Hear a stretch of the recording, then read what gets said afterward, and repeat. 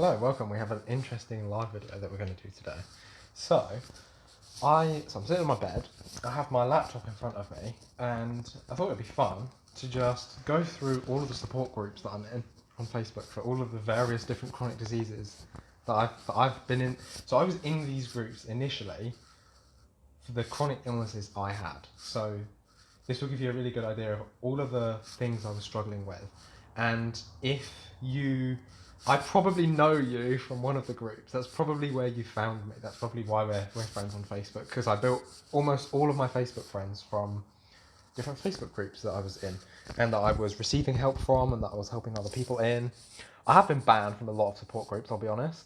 I have some fairly controversial opinions about some of the things I say, and consequently sometimes the admins don't like that and you get reported and you get removed. So I've probably lost some of my most controversial opinions are on Sibo and the treatment of Sibo.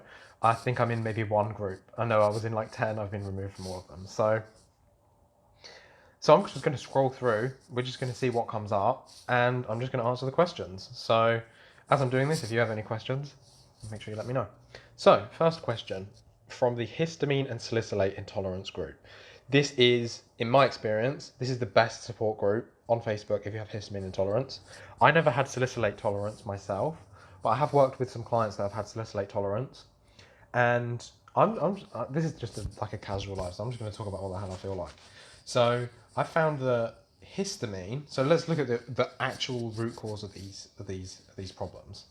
So I find that histamine. So we're going to even take it a step up. We're going to talk metaphysics here. I find histamine is a molecule that tries to help your body clean itself. So if you have accumulated anything in your body that your body doesn't actually want, histamine helps it to clean itself. So this includes physical toxicity, so mold or mycotoxins, metals, different types of agricultural chemicals, toxicity from your environment. If you have accumulated this, your body will use histamine to try and remove it. Your mast cells activate, they release histamine, you may develop histamine intolerance. This also works for emotions as well. So if you have trauma, if you have emotions and things like that you haven't been able to heal, that you haven't let go of yet, histamine will try to help you do that. Salicylates I find to be really connected to being intolerant of other people's boundaries or taking other people's boundaries personally. So salicylates are sort of like some plants' natural defense mechanisms. Lots of plants have salicylates. The medication aspirin is actually basically concentrated salicylic acid. So aspirin is literally salicylic acid, which is what salicylate intolerance is. So good way to test if you have salicylate intolerance is to take aspirin and see if you feel absolutely awful. And if you do, you probably have salicylate intolerance.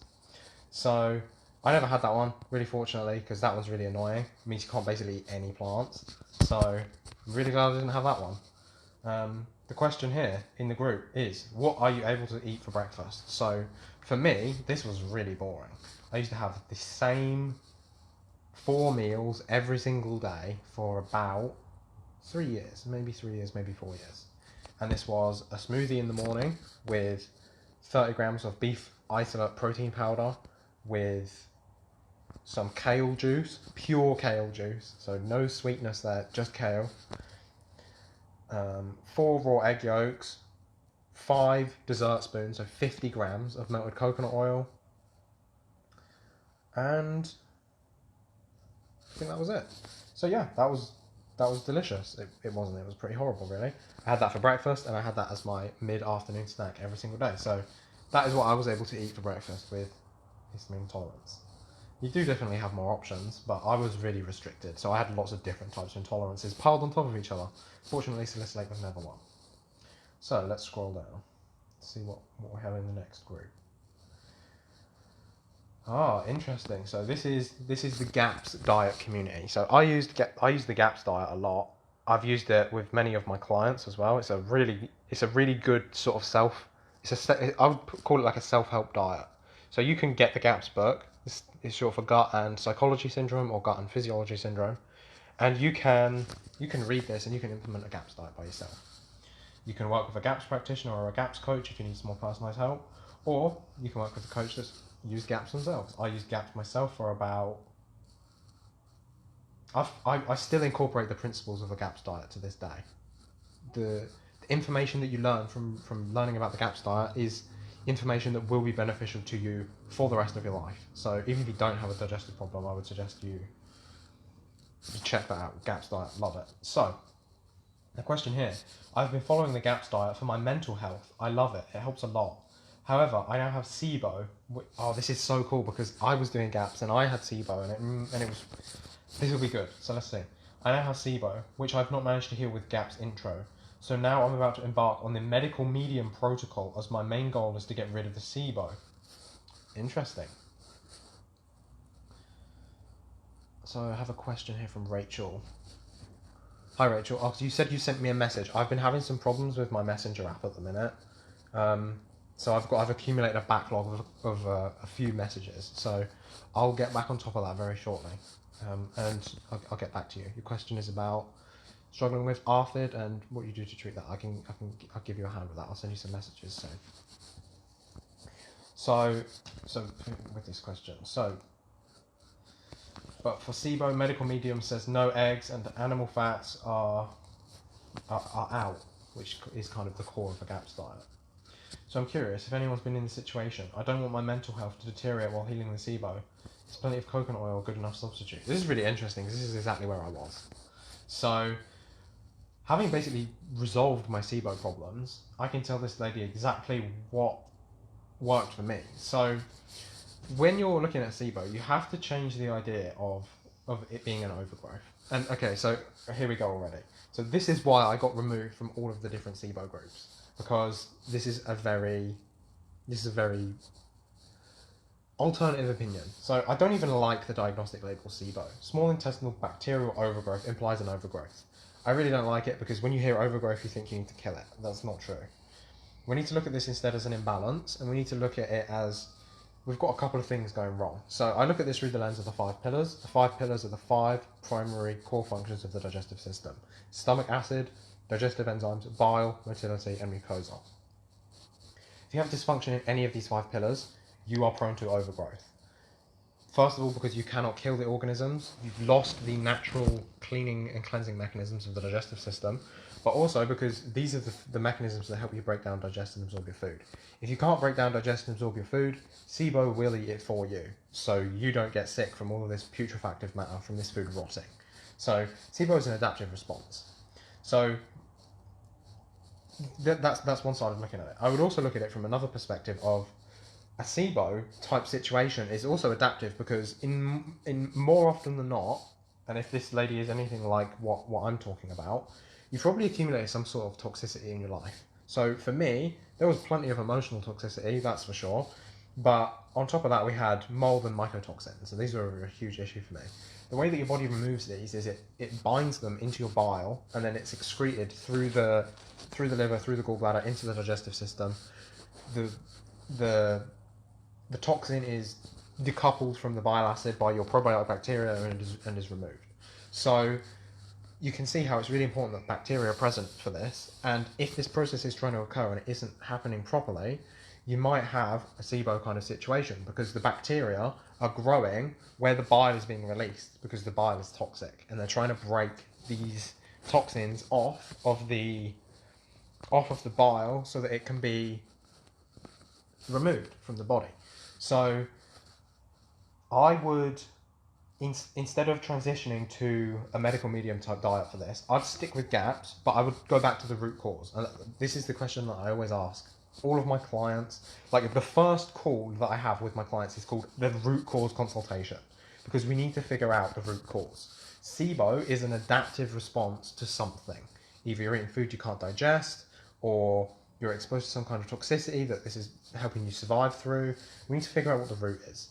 It can be mold, mycotoxins, it can be some kind of chemical exposure, can be cleaning chemicals, can be chemicals you're putting on your body, can be amalgam fillings in your mouth, can be lots of different things. So we need to figure out what the root cause of this is and fix it. And then the SIBO goes away. And I tried treating my SIBO with antibiotics, I tried doing every single different diet, I tried herbs, I tried I would say 5 or 6 different rounds of every single different herb you could imagine. Didn't work. Doesn't work because the SIBO is an adaptive response, and you don't want to kill the SIBO or you're actually killing yourself. you're fighting against your body's natural adaptive mechanism. So instead of doing that, figure out what the root cause is, fix the root cause, the SIBO goes away. Gaps can be really helpful with doing this, because this lady's described that there's some mental health component to this situation. This also usually comes down to having poor gut function. So if your gut is damaged, it affects your mental health, it affects your digestion, obviously, because that's where you digest food. It affects your ability to detoxify. This is the thing that I see over and over and over again. If your gut is not functioning properly, you cannot detoxify. And not only can you not detoxify, your gut, instead of providing you all of the nourishment from the food that you're eating, it's actually providing you toxicity. If you're eating food you can't digest, if you have organisms that aren't supposed to be there, SIBO type organisms, they're eating this food, creating toxins and making you sick. But it's not, just treating it by killing the organism isn't the right approach. It just doesn't work. I see it over and over and over again, and it doesn't work. Excuse me. It's pretty funny that you've got your saliva hole and your breathing hole right next to each other, and then sometimes you breathe saliva down your lungs. Sometimes I think the human body is designed very well, and sometimes I think maybe that wasn't such a great design. Really nice to see some of the comments on this question that I just asked. So I got a comment from Lena here. I actually know who Lena is. We've talked in the past. So she says something really interesting. She says, "Hi Bridget, so the thing with SIBO is you actually need your bile to be fully functional and flowing. Your bile is what cleans your small intestine from pathogenic microbes. I had SIBO too, and once I managed to get my bile flowing properly, it was literally gone overnight. So the medical medium diet doesn't have enough fats to trigger your gallbladder to release enough bile. You also want to support your liver to produce it." That's spot on. And this really ties into what I was saying about the third pillar. So stomach acid, digestive enzymes, bile. This is all about this pillar. So really great comment. Nice one, Lena. Good job. There's more to it, but I'm gonna skip past it. We're gonna go on to the next question. So,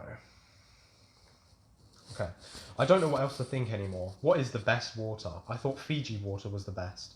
What about boxed water, bottled water? Then I'm reading man-made water is no good.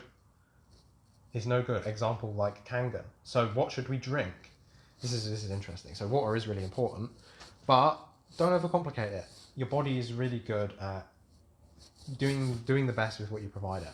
I'd say optimally, the best thing you could do would be to drink distilled water and combine that with vegetable juice. That way you're getting pure water. When you distill water, this is something that's really underrated about water. When you drink distilled water, the way your body actually uses water is water can clump up together. So instead of water is H2O, but you often don't find water as H2O. It's a mass, it's a clump of hundreds of these molecules, and it's unusable by the body. So it comes into your body. So if this is you, right, you drink water and you just pee it straight back out. This means the water that you're drinking, your body is not able to use. It's not able to transport into the cell. It's no use. So what we need to do is we need monoatomic water. So this is like a H2O molecule by itself, and then you just drink lots of H2O molecules. The best way you can do this is to make your own distilled water, because when you distill it, the water evaporates one molecule at a time. So when it evaporates and then distills back into distilled water, most of the water remains in this monatomic structure. So this way you're getting water that you can actually use, but this can deplete your electrolytes. So when you use distilled water, it's devoid of all of the sediments of normal water. So when you do this, you're going to miss the potassium, the magnesium, the sodium, all of the little trace minerals and things that are in water that you need. So we can bypass this by either taking an electrolyte, which I don't think is the best option, or you can drink vegetable juice. If you drink vegetable juice, you're going to be covering all of those minerals that you might be missing. So I would combine, so best water, I would say distill, but you also want to combine it with something to replace what you lose in that distillation process. The distillation is also really nice because you remove all the impurities. Rachel Ray says, can you distill tap water? That's absolutely what I would suggest you do. Otherwise, it's going to be kind of expensive if you're going to distill bottled water and stuff like that. When you distill it, all of the chlorine, the fluoride, all of the nasty... Because you think about it, tap water is basically recycled sewage. I know that's kind of gross to say, but it's true. It's recycled sewage. And you have trace elements of birth control pills, of cocaine and different kinds of illicit drugs, of just lots of stuff you don't really want putting in your body. Fluoride, chlorine, all these different things you don't want. 99% of these are just going to get left in the bottom of the distiller. And if you use a good distiller, it should have an activated charcoal bag to help remove, I think the term is VOCs, volatile organic compounds. So these are things that are still able to evaporate with the water when it's in the distillation process. So that little bit of activated charcoal will remove the rest of those substances, and you get really good, clean, pure drinking water. So yes, you definitely can distill tap water, and that's what I would do. That is what I do. You don't have to be perfect though. Distilling your water can be kind of expensive. It can be kind of a hassle. If you can get a good filter, or if you need to use a bit of bottled water every now and then, not the end of the world. We use bottled water for cooking. Yes, it does have plastics in. Yes, it's not as good for the environment. There's plenty of problems with it, but you can't be perfect everywhere. You know, you've got to do the best that you can with what you've got. Rachel Ray says, what about filtered water? So you want to be really careful that you're using a good filter. So the ones that you're going to buy in a supermarket, they're not going to be good enough. So things like Brita is not going to be good enough. You need to make sure that it is actually binding the compounds that you know you really want removed. So Brita is going to do a good job of removing things like excess. It might remove some pesticides. It could remove some metals. It might remove some of the like recycled sewage kind of things you don't really want. But it's not going to be removing as much of the things like the fluoride, the chlorine. It's not going to be as good. So you want to make sure you're getting a really good water filter that is very.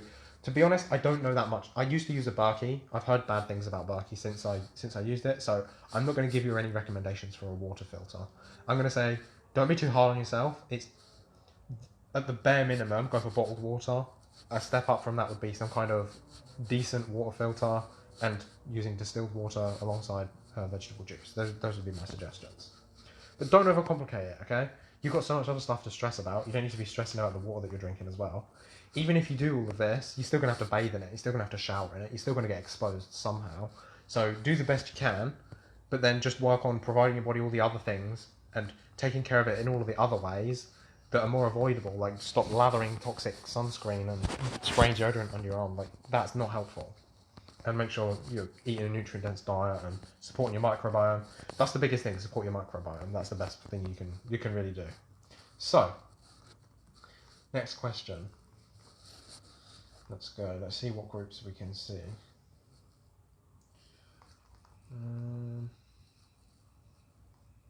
Oh, this is a really good one. I'm excited to answer this one. So this is going to be fun. So this is in the histamine and salicylate intolerance group again. So lady says, I react to white rice. Does anybody know why? I have histamine and salicylate problems. Can brown rice be better? I've tried it with alone, so it can't be other things. This is a really cool question to answer. So white rice itself doesn't have any histamine or salicylate in it. So what's happening in this situation is, she's eating the rice, and the rice is primarily starch. And for us to break down starch, it needs to go through a couple of stages in the digestive process. First of all, it needs to be mixed with amylase to be broken down into a disaccharide sugar. And then it needs to be broken down by your brush border enzymes. So these are enzymes that are present on that. So if you imagine your gut is like this big tube. On the inside of this tube, you've got all these little wiggly microvilli. On the outside of all of these little microvilli, you've got brush border enzymes. So the maltose molecule needs to be bound with a maltase enzyme, and then that is broken into two glucose molecules, which now you can use for food. If you don't produce enough of the digestive enzyme amylase, or your gut is damaged and you don't produce enough of the maltase enzyme, this starch molecule goes through the gut undigested and acts like fiber. And when it acts like fiber, it feeds potentially pathogenic, or again, this is kind of like that SIBO situation, right? It's not really that the organism that's eating the food is bad, it's just trying to digest the food because you can't, because you've lost the ability to. And what happens is the organisms that are digesting this food are histamine producers. So they're eating the starch that's present in the rice, because the lady that's posted this question can't digest it, and as a consequence, it is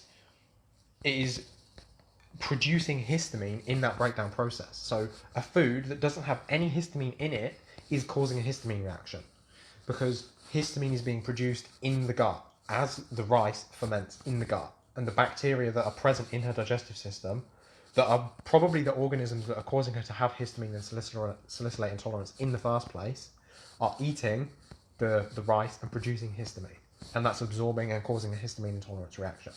So two things to cover there. What can you do? What can we do about that? Can brown rice be better? Definitely don't do brown rice. If your body can't digest white rice, it definitely can't digest brown rice. Brown rice is so much harder to digest. It's full of phytic acid and different anti-nutrients that is just don't do that. It's gonna make things worse probably. It's gonna be really hard on the gut. So we need to, again, it comes back to root cause. Why can't she digest rice? Rice isn't that hard to digest. So what's the problem here? Is it amylase? Is she chewing enough? You'd be surprised how much chewing a little bit more when you're eating your food, especially starches, can make a difference, especially if it's an amylase problem. If it's a maltase problem, so it's lower down in the gut, on the lining of the gut, it doesn't really matter how much amylase you produce because that isn't going to improve the amount of maltase that's present. In that case, the best thing we could try to improve this would be to take a digestive enzyme that has both amylase and maltase present and see what happens. And if the reaction goes away, then we know what it is. But then the question becomes, why can she not digest? Why is she not producing those enzymes? And why does she have so many bacteria in her gut that produce histamine that cause these kind of reactions? So we need to work on rebalancing the microflora. So yeah, I think that's a pretty comprehensive answer for that question. And I know that really well because that's something I've been through myself. So yeah, that's a really cool one. See, any more questions? Let's go down. So for anyone that's just joining in now, I'm literally just scrolling through the Facebook support groups that I'm in and answering any questions that I see there. So if you have any questions, just let me know. Or if you have any questions from a support group that you want to share, I could answer them as well. Okay.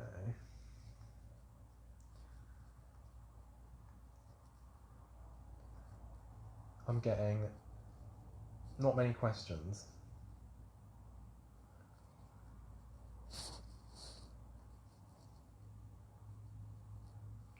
Obviously, I'm in many other support groups as well, so... well, I suppose they're not really support groups, they're just groups. So let me just see if I can find some support groups. So I can get some questions. Okay, cool, we got a cool question here from Sam. Let's answer Sam's question before I find more from the support group. Sam Miller. Sam says, I just watched your live video about gaining weight. I hope you enjoyed it. I've been struggling for more than 2 years and finally got to the point where I'm starting to gain, but went away for a very stressful trip, lost three pounds, and my mind is overwhelmed at the minute. So I don't know how much of this live you've managed to catch, but my question would be for you, Sam. What's the root cause? Because your weight is a symptom of your health. So we need to figure out where in your health the weight issue is coming up. If it's, so you said very stressful trip and your mind is feeling really overwhelmed. If this is a stress problem, first of all, people that are stressed generally tend to undereat. When you're really stressed, it suppresses your appetite, your stress hormones come up. Some people overeat, some people undereat, and it kind of depends on what you've trained your body to do and how you've been raised and what was acceptable in your household, and there's a lot of factors that come into it. If it's a mind thing, we have to figure out, well, the weight is the symptom, right? It's the fact that you don't have a stress management mechanism or technique to help you manage that stress. So my question for you, Sam, so I'm going to answer, this is a Q&A, I'm going to be asking you the question, right? So my question to you, Sam, is do you know what the root cause of these problems is? Do you know why you struggle to do this? Is it digestive function? Is it stress? Have you actually tracked what you're eating? I know that was one of the key points in the other video. Have you ever tracked how much you eat? Not for the sake of like seeing if you're hitting your goals or anything, but just so you actually have an idea of how much food you're eating. But it's literally the first thing I do when all of my clients come to work with me is I need you to track a day of eating and show it to me. And more often than not, I'd say it's like 70 or 80%. People are like, oh wow, I really didn't realize I wasn't eating that much. I really didn't realize how little I was eating. Oh, hi Lena, you've just joined. So I'm doing a Q&A and I'm going through the Facebook groups, the Facebook support groups that I'm in, and reading questions and answering them. And I just read through a question in the GAPS group about SIBO, and I saw your comment there. I read through your comment, spot on. So it was a really good answer. I said something very, very similar. So nice one. Good answer to that. Very, very helpful, hopefully. So any questions, let me know. I'm going to scroll through, see if I can find any more. So we've got some expat groups, we've got some travel groups. Okay, so I'm in a couple of groups that are about diet and cholesterol, and it really fries my brain to hear the stuff that they talk about in in these groups, because oh my god, okay, so let's just go to the question, okay? Because I could talk for days about cholesterol. It says I'm looking at the Morningstar Farms veggie burgers, and the second ingredient is vegetable oil. How can these be healthy? Answer to that question: they absolutely can't. Vegetable oil is one of the few things where I feel there is absolutely there's no wiggle room. It's just not healthy. Like, there's lots of different things that are said, oh, it can be healthy in this, and oh, we have to eat all things in moderation. And, like, I'm so open to trying different things. Like, I'm more than happily tell you, I literally drank, like, 500 milliliters of Coke yesterday. And I really enjoyed it. And it's like, yeah, don't do it every day, but it's fine. But one of the things I cannot find any level of this is healthy, this is good for you, is vegetable oil. It's just, it is so bad. It is so toxic. It's so inflammatory. I can't believe that we're even in a diet and cholesterol group and they're talking about vegetable oil. Vegetable oil is probably the leading cause of heart disease, believe it or not. So, absolutely not healthy. Okay, Sam's got back to me. Sam says, I started an elimination diet 3 years ago for my MS. Okay, really interesting. How did we meet, Sam? Was it through the MS Symptom-Free Summit? Was that how you found me? How we met? And it turned into an eating disorder. Oh shit! Yeah, I've been there. I've really been there. I had an eating disorder called ARFID. You might find that you may have something similar. ARFID is an eating disorder characterized by avoiding food because we're afraid of the negative consequences of eating that food. So, if it's connected to a physical manifestation of illness, that's totally possible. He uses chronometer to track. Struggle to eat 2,200 calories. 2,200 calories per day. Doing my best. Take a screenshot of your tracker. Send it to me as a DM on Messenger, and I'll see if I can give you a hand with that, Sam. Sam says through my friend Holly Howe. Oh, cool, lovely, cool. Thanks to Holly then. So yeah, send me a screenshot. I'll see if I can give you a hand with that. So, big question from Rachel. Okay, let's have a look. This looks juicy. I've been told I have MCAS and histamine intolerance, but I'm down to 2 foods that I think are still causing reactions and just seem to be constantly flaring, and flares continue to get worse. I have family and have to take care of them. I had allergies as a kid, so I was on antihistamines, etc. for years, and now I'm back on them, and doctors just keep adding more and more, and I feel like we're getting nowhere. Sorry, it keeps scrolling. I feel like I'm getting nowhere. Also, started having gut issues in late teens and early 20s. Also had gut issues in early teens, early 20s, on meds for those too. Almost feel like maybe gut is the issue because things have only gotten worse since they arose. So, yeah, your gut's going to be super connected to this. Your food intolerance and food sensitivities are really connected to the gut and the digestive system.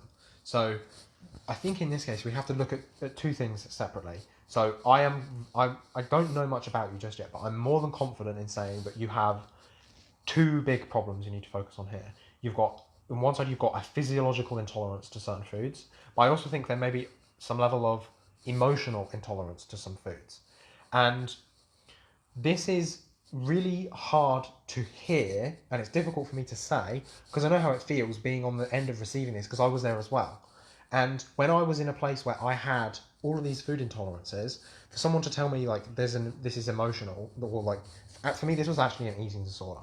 And this may be the case for you as well. Something I want you to do is to research a condition called ARFID, somatic ARFID. So ARFID stands for Avoidant Restrictive Food Intake Disorder. So this is where we avoid or eliminate certain foods from our diet because of the negative consequences of eating these foods. So in a case of somatic ARFID, we avoid and restrict foods because they give us physical symptoms that make us feel bad.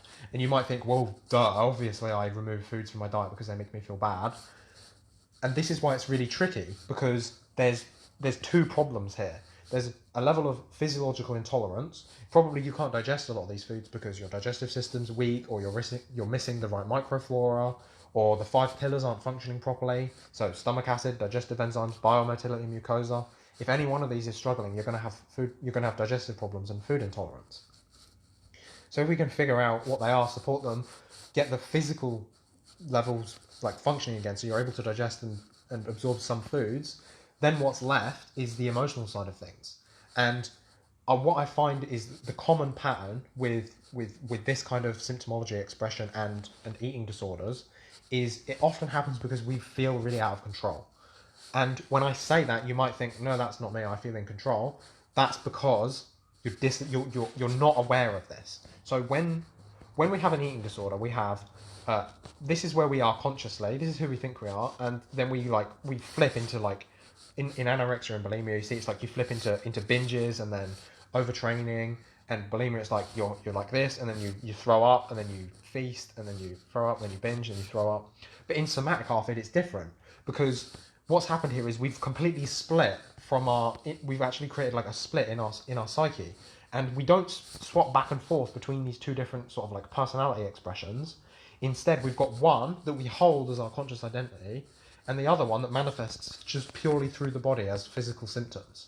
So this split that's happened is actually really, really big, and it's really deep.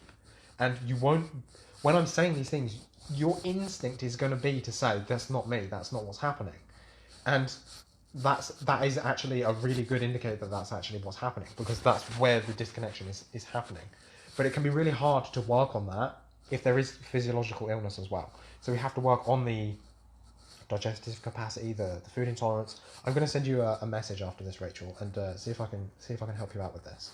So yeah, it's a complicated situation. I've been there myself. I had a really restricted diet too. I was literally on 5 foods. So you say you're on 2 and 5, pretty close.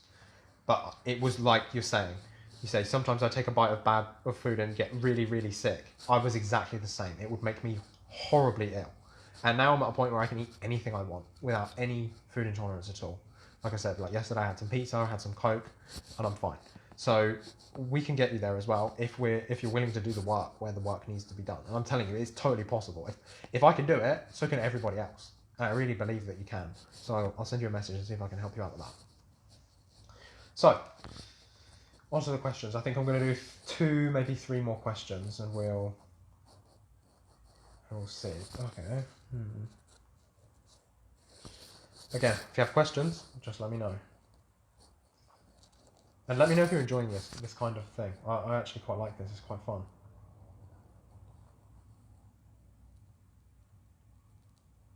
Okay.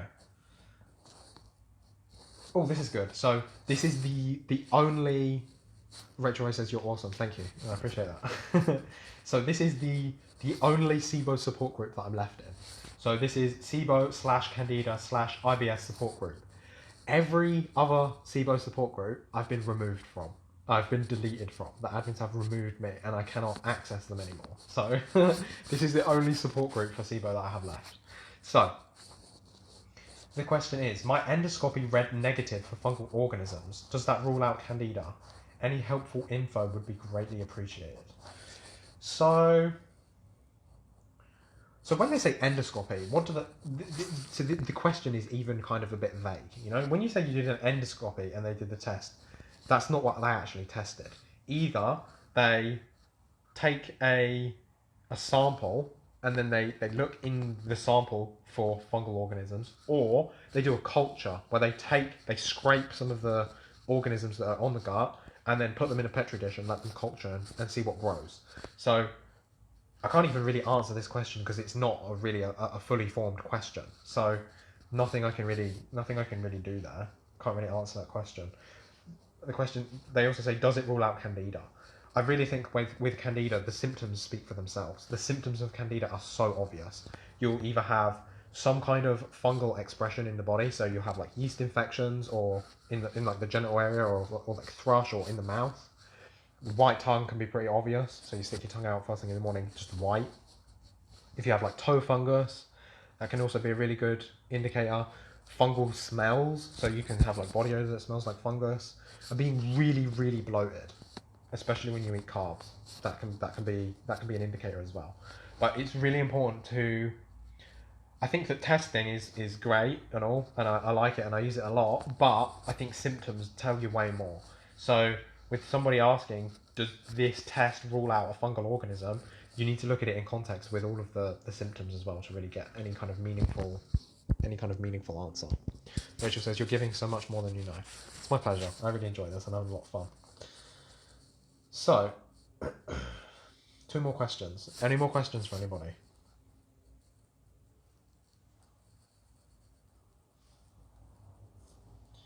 Do you have, so this is a good question for you. Do you have any support groups that you would like me to join? What you could do is go in the support group and invite me to join it, and I'll join it, and then I'll go through there and I'll look if there's any questions in there. And you can leave me the name in the descriptions. Like leave me the name like here, leave me a comment with the name of the support group and I'll join it. So next time I do this, I have some more questions. So my Facebook feed is finished. So apparently that's everything. I don't think it is. I used to get absolutely bombarded with posts from Facebook groups. So I'll just see if there's anything else. Poodle Charmer says, can't wait to start taking with you. I guess that's working with you. Can't wait to start working with you in the process of getting blood work. Really cool. Let me know when you've got that done. I'll be really happy to. Yeah, cool. Can't wait to start working again. I guess that. Sounds really fun. I really like reviewing blood work. Symptomology is really important. I'm guessing it's the root cause consultation we're going to get started with, so we can have a look for all of that. Look at it all in context. See where your body's asking for some help. So my Facebook is just completely dead. I'm trying to refresh it. Nothing. We've got signal, but it's just not working.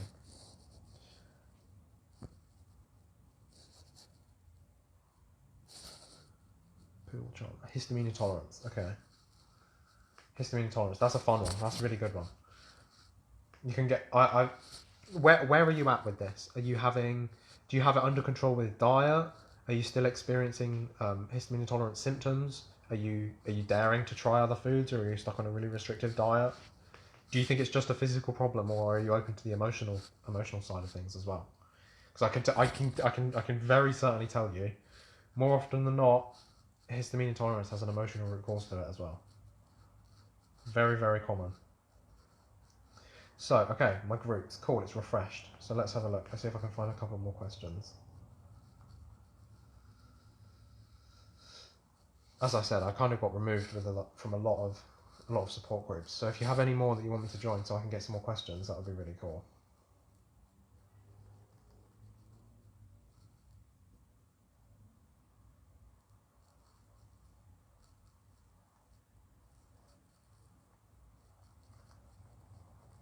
Someone says, I keep seeing purple when I meditate and spots of purple throughout the day.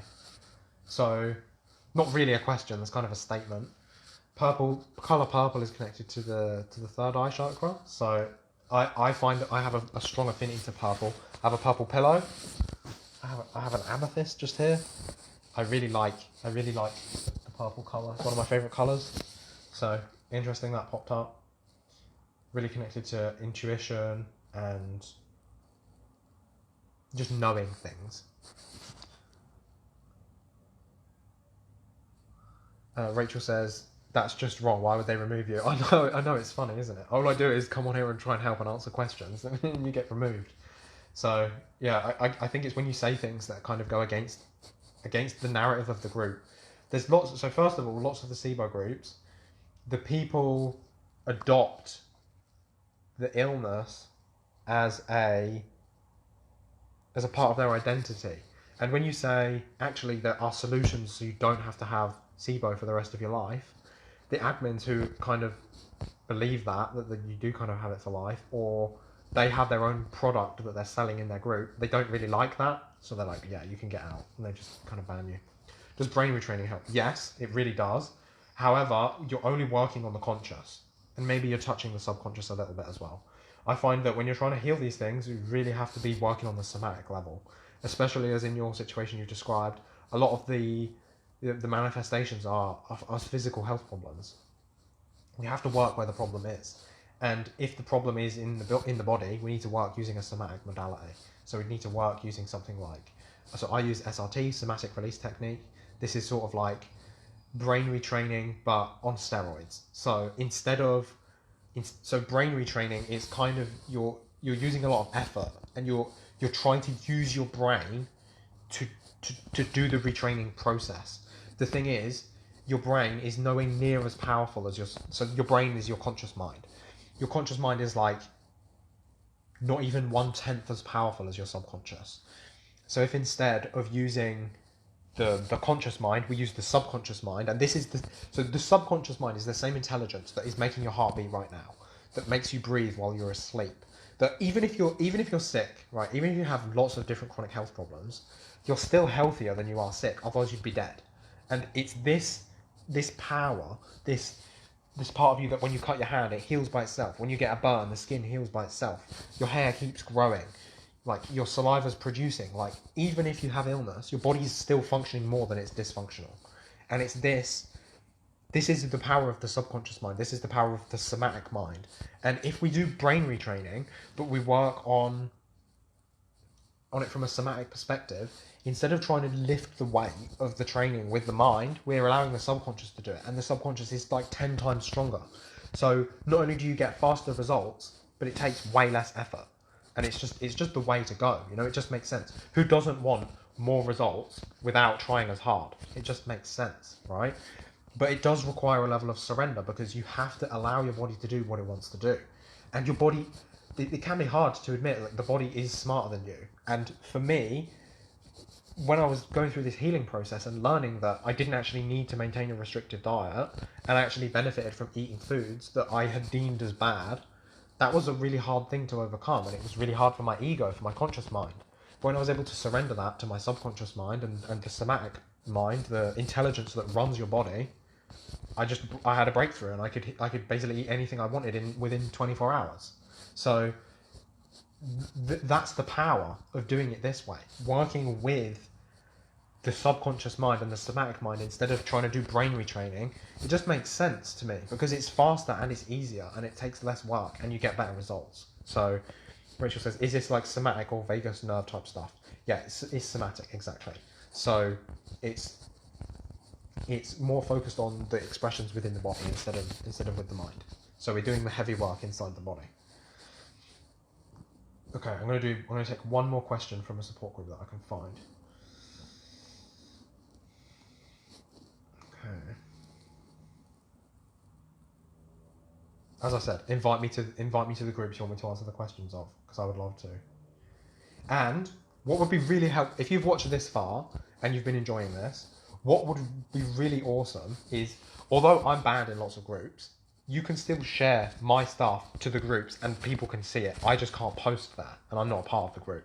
So if this is helpful for you, and some of the questions that I've answered here have been helpful for you, please share this live in those groups, so the people that would benefit from having this information can receive this information, because I can't share it there myself, but you can. So if you've really appreciated me doing this and you want to help me out and you want to help all the other people out that need to hear this info, share it. You can share it on your wall, you can share it into the Facebook groups, you can share it wherever you want. If you've got a friend that you know would benefit from this, share it with them as well. I'd really appreciate that. So, just looking for... Don't you think it's funny when you see posts that are like, if you don't share this in the next 17 seconds, something bad will happen? Or this one says, touch the golden banana.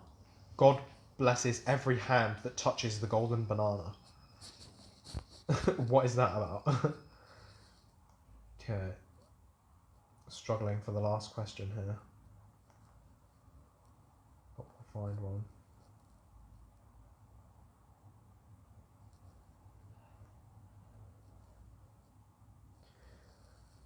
I think Facebook's just giving me stuff from other groups that I don't usually look in, that I didn't even know I was a part of.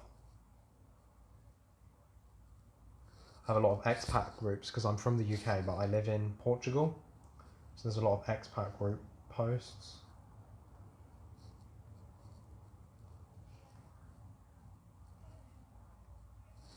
Keto and low carb for beginners. Let's see if this is a question. No, it's not a question. So I'm in a few keto groups.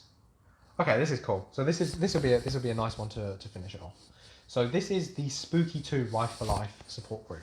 So this is the Facebook support group for the bioresonance technology that I use called Spooky 2.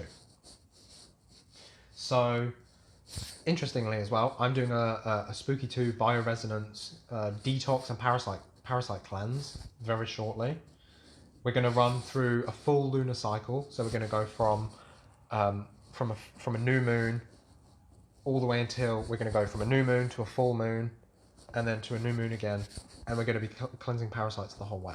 So we're going to be using targeted frequencies that are designed to kill all different parasites at all different life cycle stages. This is one reason that treating parasites can be really tricky. They can change their form at different stages in their life cycle. So eggs and larvae of a worm are going to be targeted differently to a fully matured adult worm. And if you want to actually eradicate parasites from your body, you need to target them in all life cycle stages, all at the same time. Otherwise, yeah, you kill all the adult worms, but you're still full of eggs, and then eggs hatch, they become larvae, they become adults, and then you still have parasites. So you have to target all of them at each stage in the life cycle, all the way through the lunar cycle, because all the way through the lunar cycle, they're changing into different forms. So this is one reason why on the full moon, people feel really weird. A lot of their symptoms flare up, or people do crazy stuff. Like, if you look at statistics, more murders and crimes and things happen on full moon. And this is because parasites are going crazy inside your body. They're reproducing, like worms and flukes move from your brain and your lungs into your digestive system to reproduce and lay their eggs. And I know that sounds really gross, and that's one reason you don't really want to have these parasites inside you, because it is kind of gross. You can't really feel this stuff. You don't have the nerves that you use to feel, you don't really have these nerves inside your body, so you don't feel them moving, you don't feel these things happening, but they're there. They're moving through the blood, they move through the circulatory system. I know, it's kind of gross. So I'm hosting a bioresonance cleanse where we're going to target not every single parasite, you can't cover all of them.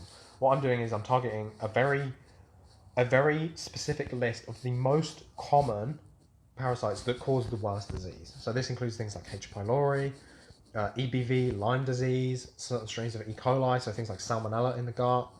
I think we're also including babesia, we're including a lot of different types of worms and flukes. If you've heard of marcons, don't remember the analogy off the top of my head. We're doing strep throat, so we're going to include all of these different frequencies. So if you're interested in joining that, just let me know. So that was a nice little plug for a service that I'm offering.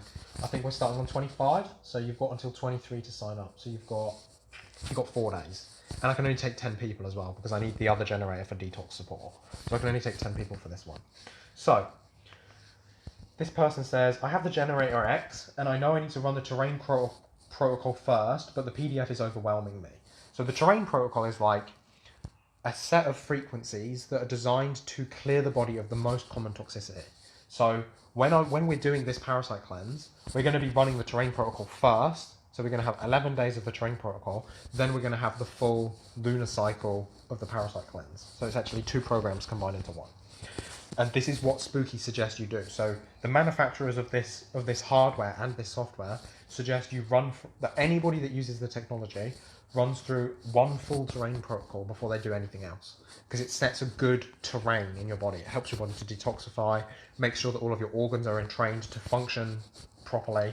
So it's really important you do this, and this is why I include this at the beginning of any of my extended programs. They said, there are so many different options and I don't know which is best. I guess I can just choose remote and let it run. Can anyone tell me if the Generator X is going to continue running for the 11 days without being connected to the computer or internet? The internet is turned off at night here. Thanks. So, Spooky is one of the hardest softwares to use. It's not beginner friendly. It's got a very steep learning curve, and it can be really hard to learn. Once you learn it, you learn it, but it is really hard. So, to answer the questions, I guess I can just choose the remote mode and let it run. Exactly, because in this case, this is a preset. So it's already designed. You don't need to do anything really. You just click it and press run. Even then, you can hear. This is all you have to do. You basically have to click 3 buttons and then press go. This lady can't figure it out because the software is overwhelming. It's really scary to see. But yes, you just set it up, let it run. Can anyone tell me if the Generator X will continue running for the 11 days? Yes, it will. Without being connected to the computer? No, it has to be connected to the computer for the 11 days. Or internet. Yeah, it doesn't need internet connection. I don't even have the laptop that is running my Spooky. It's actually running right now. The laptop that's running that isn't connected to the internet. I never have it connected to the internet. You don't need it connected to the internet. So internet being turned off, not a problem. But if you're doing the terrain, you do need to have the computer running the whole time. I don't think you can run the terrain just on the generator alone. So the thing about the Generator X that's really cool is you can create your own set frequency list, put them in the generator, and then you can run the generator without it being plugged into the computer. But for the terrain protocol, I do think you need it. You need it for this. So yes, you do need to have the computer running.